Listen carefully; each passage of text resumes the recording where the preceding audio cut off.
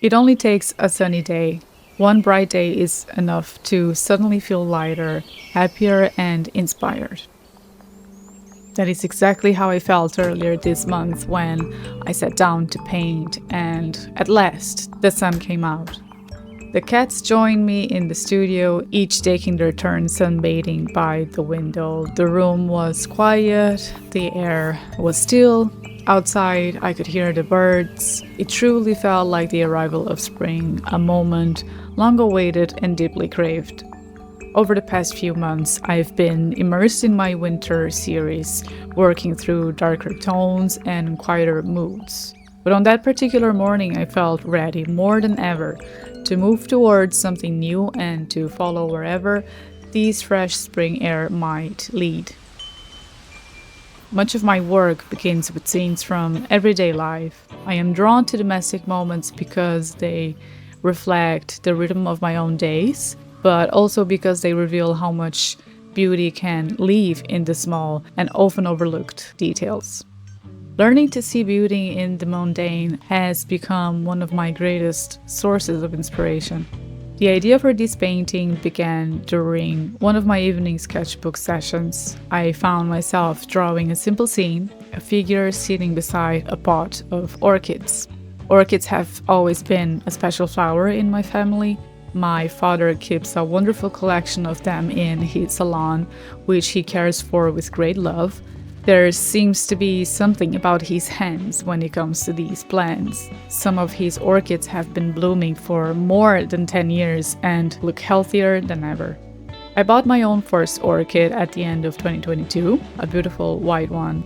For a long time, it did incredibly well, blooming several times within the same year. And recently, however, it has struggled to flower again. It now lives on our kitchen table and occasionally moves to the window to catch some sunlight. I keep hoping it will bloom once more. Perhaps I should learn a few things from my dad and figure out what I might be doing wrong. Lately, I have also been spending time looking at the work of Monet for inspiration, particularly his use of color and light. I have been drawn to the brightness and atmosphere of his paintings. One that especially caught my attention lately is Grain Stack's at Giverny Morning Effect. The delicate mixture of pinks, corals, lilacs, and pale blues creates a luminous atmosphere while capturing the exact moment the sun breaks through the morning light, forming a kind of halo around the grain stacks. The entire Grain Stack series fascinates me.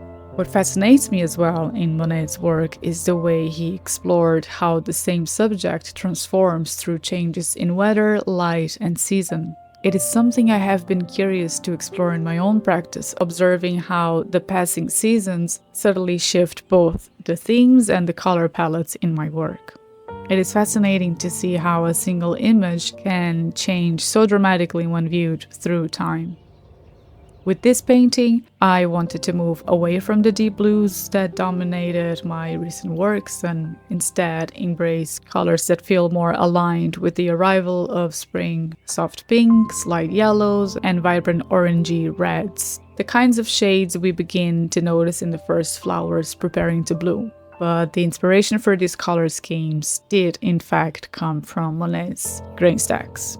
His use of warm reds and oranges to suggest the glow of sunlight around the stacks was exactly what I needed for this painting to pop.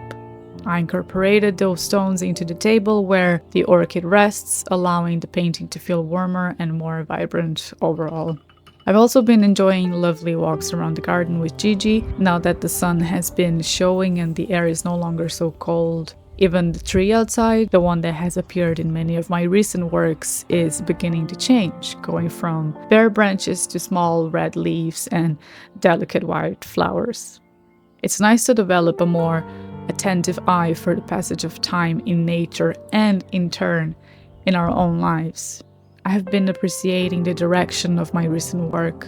The more I paint, the more I realize how much learning happens within the process itself, discovering which colors speak to one another, how to create movement with brush strokes, where light should fall, and where deeper shadows should settle.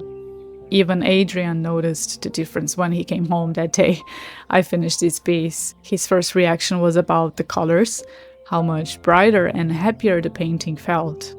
In many ways, it reflects exactly the sensation of finally saying goodbye to the long, cold, darker months. Lately, I have been trying to spend more time at my desk, simply drawing, without too much intention. Some evenings I sketch ideas for future paintings, while others I just experiment with whatever medium I feel like using. Recently, I returned to watercolor. I haven't used watercolor in ages. I used it quite a lot in art school, and I'm now noticing how different it feels compared to acrylic paint.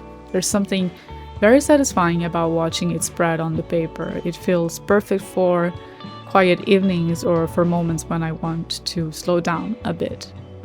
Sometimes a single sunny day is enough to change the atmosphere of everything: the room, the colors on the painting, and even the direction of the work itself. And this painting feels like a small turning point. After months of winter colors and quieter moods, it marks the beginning of a lighter season. Perhaps that is what I enjoy most about painting everyday moments. They allow me to notice the subtle shifts happening around me. And these small scenes become markers of time, quietly reflecting the rhythm of life as it moves forward.